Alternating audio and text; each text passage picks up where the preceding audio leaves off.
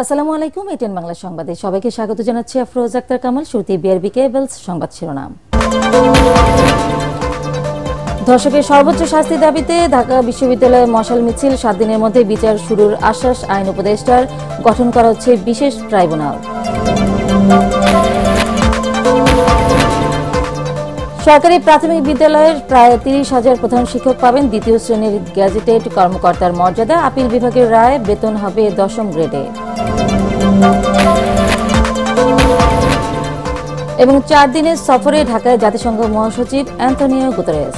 বৈঠক করবেন প্রধান উপদেষ্টার সঙ্গে। প্রাধান্য পাবে রোহিঙ্গা সংকট ও মানবাধিকার ইস্যু। শুনছিলেন বিআরবি কেবলস সংবাদ শিরোনাম, এবার বিস্তারিত।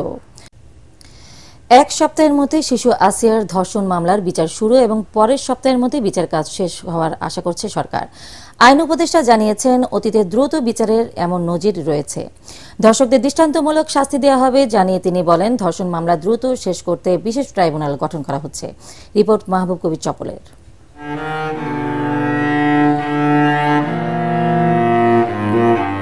কয়েকজন নরপিচাসের হিংস্রতায় থমকে গেল 8 বছরের শিশু আসিয়ার জীবন। স্তব্ধ গোটা দেশ, ক্ষোভে ফুঁসছে মানুষ। ক্ষুব্ধ অন্তর্বর্তীকালীন সরকারের উপদেষ্টারাও। ধর্ষকের প্রতি, ধর্ষণ কাজের প্রতি আমাদের তীব্র ঘৃণা ও রাগ, সেটা যদি আমি আপনাদের দেখাতে পারতাম। আইন উপদেষ্টা জানান, ধর্ষকদের দৃষ্টান্তমূলক শাস্তি দিতে বদ্ধপরিকর সরকার।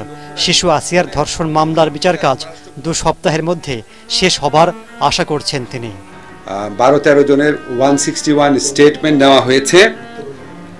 আমরা আশা করছি 7 দিনের মধ্যে বিচার কাজ শুরু হবে। 7-8 দিনের মধ্যে বিচার কাজ শেষ হওয়ার নজির আছে অব্যাহত শুনানির মাধ্যমে।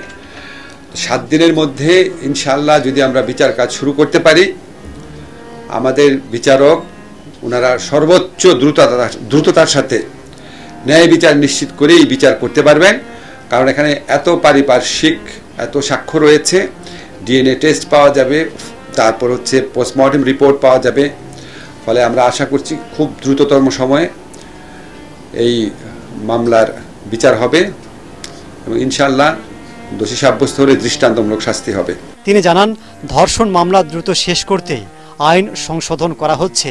শিশু ধর্ষণ ও বলাৎকারের মামলাগুলোর বিচারে করা হবে বিশেষ ট্রাইব্যুনাল।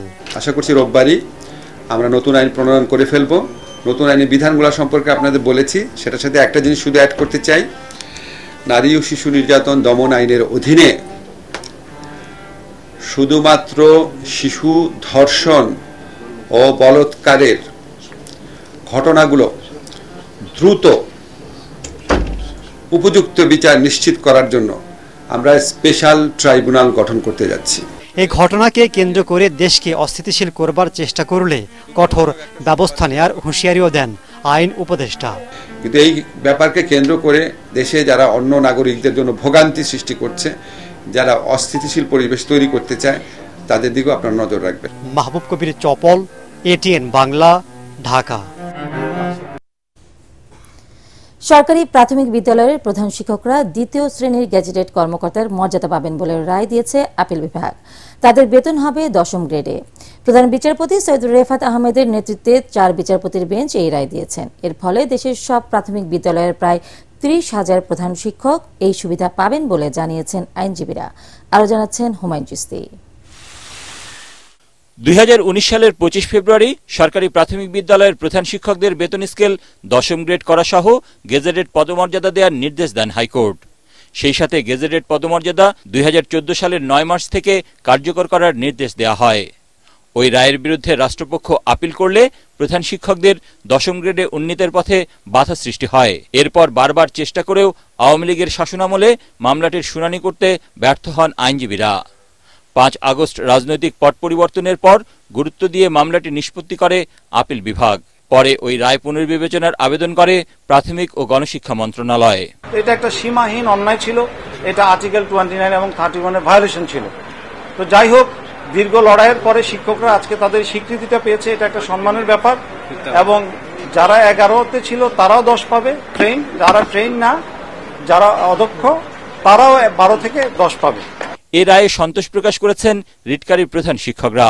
আজকের এই দিনটির জন্য আমরা দীর্ঘ 11 বছর অপেক্ষা করেছি। ধন্যবাদ জ্ঞাপন করি আমার সদস্য সরকার মহোদয়কে, যারা বর্তমান সরকার যারা এই দিনটাকে দেখার জন্য পরিস্থিতিটাকে তৈরি করে দিয়েছেন। 2014 সালের 9 মার্চ সরকারি প্রাথমিক বিদ্যালয়ের প্রধান শিক্ষকদের দ্বিতীয় শ্রেণীতে উন্নীত করার ঘোষণা দেয় তৎকালীন সরকার।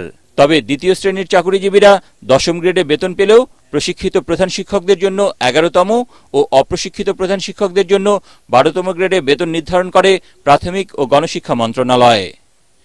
হুমায়ুন চিস্তি, এটিএন বাংলা, ঢাকা।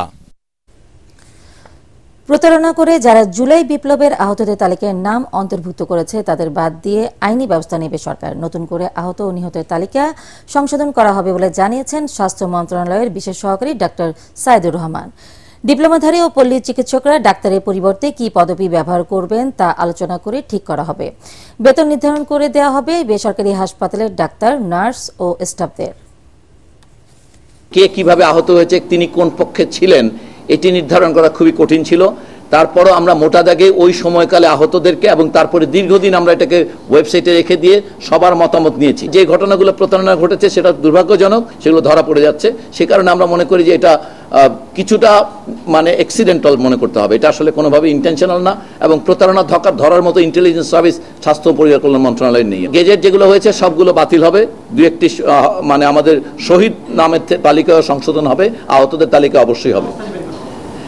এই আইনি ব্যবস্থাটি এখন মুক্তিযুদ্ধ বিষয়ক মন্ত্রণালয়ের অধীনস্থ।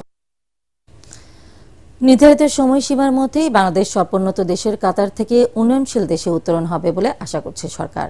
প্রধান উপদেষ্টা ডক্টর মোহাম্মদ ইউনূসের সভাপতিত্বে অনুষ্ঠিত উপদেষ্টা পরিষদের সভা শেষে ফরেন সার্ভিস একাডেমিতে সংবাদ সম্মেলনে প্রেস সচিব শফিকুল আলম বলেন, 2026 সালে বাংলাদেশ এলডিসি থেকে বের হয়ে আসবে।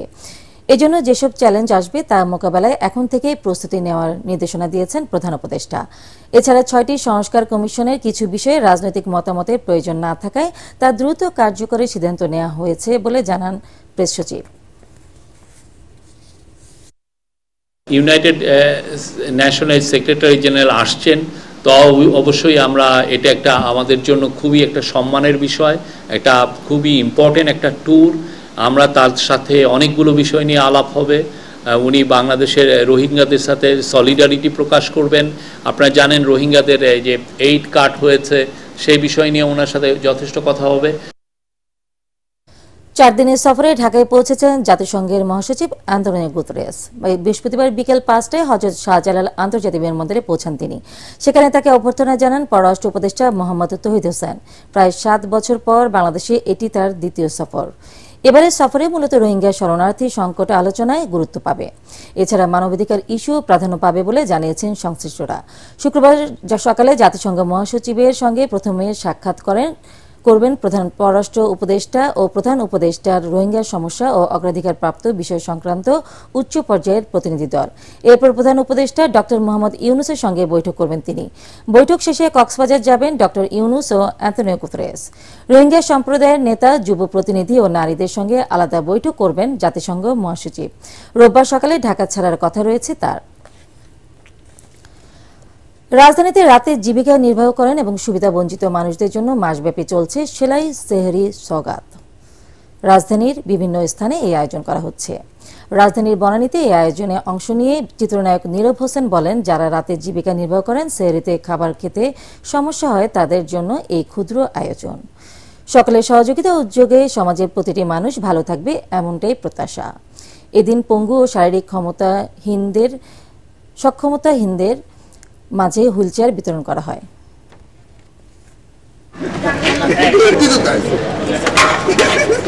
সাধারণ মানুষ যারা আছে, সেহরি যারা রাস্তায় রাস্তায় করতে হয় বা জীবিকা নির্বাহের জন্য বাসায় গেলে হয়তো কিছু টাকা কম হবে, সো সেই জায়গা থেকে কিছু মানুষদের জন্যই মানে চিন্তা করে এটা করা হয়েছে। সেহরি খেতে যারা মানে রাস্তায় থাকে, সো অল্প খেয়ে দেখা সারাদিন এরা কষ্টই করছে, বাট ঠিকঠাক মতো খাবারটা খায় না, সো তাদের জন্য একটা এই সুন্দর আয়োজন। দেখলাম যে যারা খাচ্ছে তাদের আসলে খাবার যে এই একটা তৃপ্তি নিয়ে যে খাওয়াটা, সেই খাওয়াটার মধ্যে কিন্তু একটা আনন্দ আছে।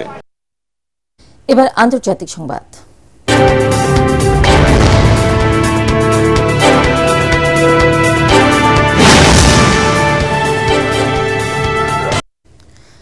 যুক্তরাষ্ট্রের প্রস্তাবিত 30 দিনের যুদ্ধবিরতিতে রাজি হয়েছে রাশিয়া। দেশটির প্রেসিডেন্ট ভ্লাদিমির পুতিন জানিয়েছেন, ইউক্রেনের সাথে যুদ্ধবিরতির জন্য মার্কিন প্রশাসন যেসব শর্ত দিয়েছেন এতে নীতিগতভাবে একমত তারা। এর মাধ্যমে একটি স্থায়ী শান্তির পথ প্রশস্ত হবে বলে আশা প্রকাশ করেন পুতিন। সংবাদ সম্মেলনে রুশ প্রেসিডেন্ট বলেন, ইউক্রেনের সেনারা রাশিয়ার কুরস্কো অঞ্চলে অবস্থান করছে। যুদ্ধবিরতির আগে তারা অস্ত্র রেখে আত্মসমর্পণ করবেন কিনা তা ঠিক করা প্রয়োজন। ইউক্রেন যাতে যুদ্ধবিরতির শর্ত লঙ্ঘন না করে সে ব্যাপারে আনুষ্ঠানিক দলিল রাখার দাবি জানান পুতিন। এর আগে ইউক্রেনের প্রেসিডেন্ট ভলোদিমির জেলেনস্কি যুদ্ধবিরতিতে সম্মতি দেওয়ার পর মার্কিন প্রেসিডেন্ট ডোনাল্ড ট্রাম্প প্রস্তাবটি পাঠান রুশ প্রশাসনের কাছে। পার্টেক্স খেলার খবর।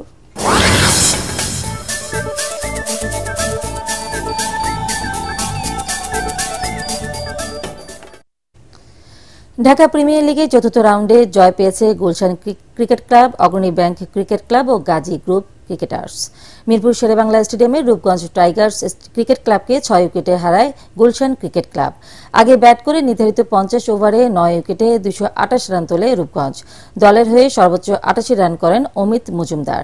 এছাড়া 40 রান আসে আরিফুল হকের ব্যাটে। বল হাতে 53 রান দিয়ে 4 উইকেট নেন ম্যাচ সেরা পায়েল। জবাবে 46 ওভার 4 বলে জয় নিশ্চিত করে গুলশান। ম্যাচ জেতাতে 67 রানের ইনিংস খেলেন জাওয়াদ। এছাড়া 40 রান আসে তামিমের ব্যাটে। অন্যদিকে বিকেএসপিতে ধানমন্ডি স্পোর্টিং ক্লাবকে 5 উইকেটে হারিয়েছে অগ্রণী ব্যাংক এবং শাইনপুকুরকে 8 উইকেটে হারায় গাজী গ্রুপ ক্রিকেটার্স।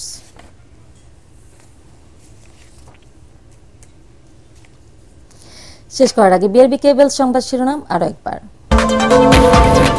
চলে গেলেন ঢাকা বিশ্ববিদ্যালয়ের সাবেক উপাচার্য মশ আরিফিন সিদ্দিক।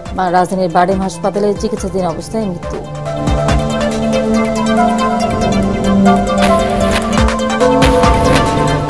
ধর্ষকের সর্বোচ্চ শাস্তির দাবিতে ঢাকা বিশ্ববিদ্যালয়ে মশাল মিছিল। 7 দিনের মধ্যে বিচার শুরুর আশ্বাস আইন উপদেষ্টার।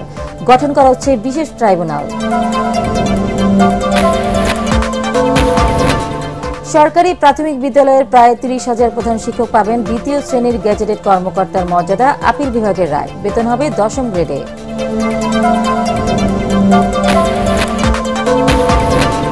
এবং 4 দিনের সফরে ঢাকায় জাতিসংঘ মহাসচিব অ্যান্টনিও গুতেরেস বৈঠক করবেন প্রধান উপদেষ্টার সঙ্গে।